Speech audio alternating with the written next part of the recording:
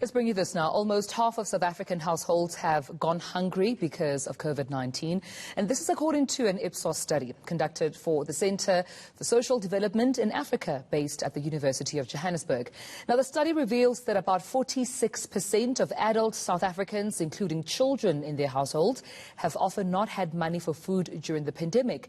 It also found that people in KwaZulu-Natal, as well as the Eastern Cape, suffered the most. So for more on this, we're now joined by Marie Harris. She's a director at Ipsos South Africa. Marie, thank you so much for your time. It's quite devastating to know that the COVID-19 pandemic had dire consequences, including hunger within the country. Before we get into those details, how was the survey conducted?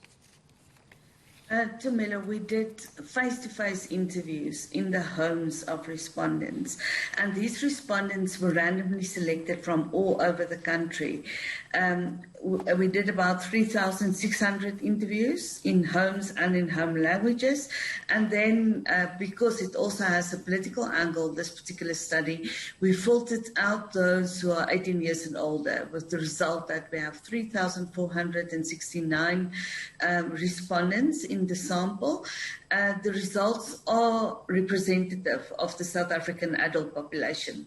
And with that being said, then, what did the survey reveal about the consequence of COVID-19 in terms of the spread of hunger? How bad is that situation?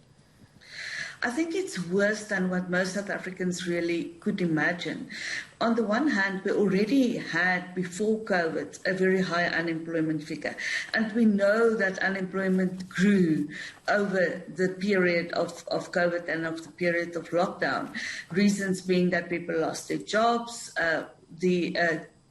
Calculations is that about 3 million people lost their jobs, but a lot of other people, even if they had jobs, had to, sacrifice some of their salary, or they didn't get paid immediately and all those things. So the lack of money was basically the biggest reason why so many people in the country could not afford food every day.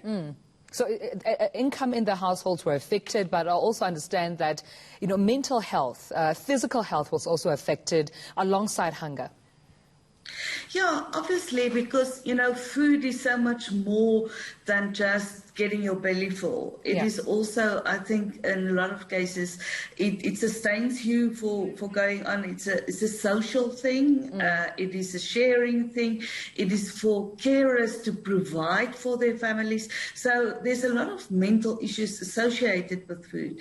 And we again see that the two provinces you mentioned, KwaZulu-Natal and also the Eastern Cape, were those who suffered most from also the mental side, on the mental illness side, of not being able to provide for your family. I want to get into more details in terms of demographics here. I mean, when we talk about the survey, were there differences that you spotted in terms of the effects of hunger on different races, age groups, or even gender?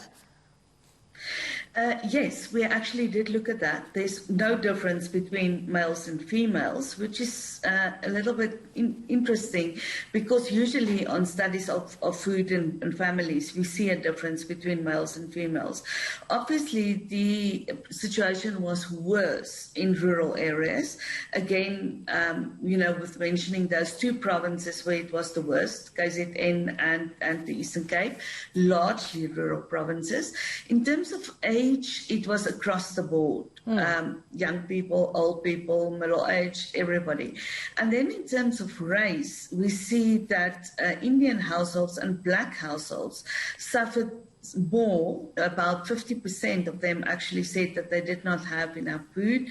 For coloured households, it's only over 40%, not only, it's not the right word, it is over 40% of households who suffered from a lack of food.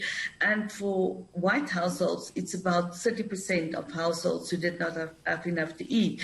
And I think that is also a consequence of, in general, the households of Indian people and black people are larger. So that salary or that wage that people earn have to go so much further in some households than in others. Absolutely, it does have to stretch indeed. But we'll leave it there. Thank you so much, Marie Harris, for this detail, director at Ipsos South Africa.